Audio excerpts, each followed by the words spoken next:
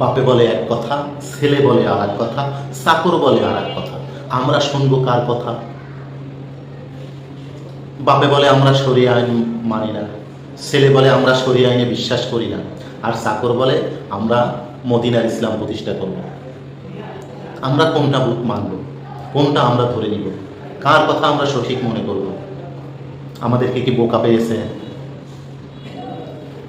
মানুষ গর্তের ভিতরে একবার পড়ে।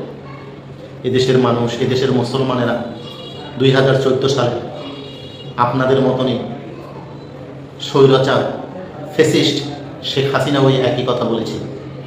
সে বলেছিল যে আমরা মদিনার সনদে রাষ্ট্র চালাব। আর 12 বছর পরে এসে ওই একই কথা আপনারা বলছেন। কিন্তু এদেশের মানুষ তো দেখেছে শেখ হাসিনার সেই মদিনার রাষ্ট্র কী রকম ছিল। কাজে আপনারা এখন যে ওই শেখ হাসিনার শেখানোই কথা বলছেন যে আপনারা মদিনার ইসলাম প্রতিষ্ঠা করবেন, আপনারা মদিনার ইসলাম মানবেন।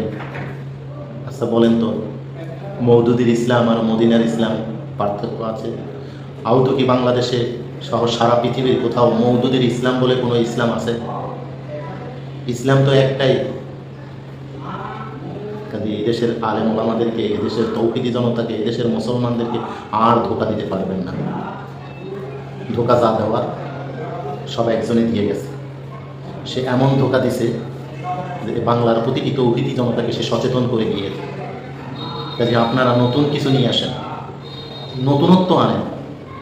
এই পুরানো কাশিন্দা আর ঘাটিয়ে না, এতে শুধু দুর্গন্ধই ছড়াবে। এতে আপনাদের জনপ্রিয়তা দিন দিন কমতে থাকবে। মানুষ আপনাদেরকে হাস্যরস হিসেবে গ্রহণ করবে, মানুষ আপনাদেরকে নেবে না তাদের ভবিষ্যৎ নেতা হিসেবে। তারা আপনাদেরকে হাসির পাত্র বানাবে। এ কারণে আপনাদের প্রতি অনুরোধ, আপনারা এই সমস্ত তামাশার কথাবার্তা আর বলিয়েন না। এগুলো বলিয়েন না, এগুলো বললে মানুষ হাসে। মানুষ আপনাদেরকে হাসির খোরাক পান, বুঝতে পারেন না।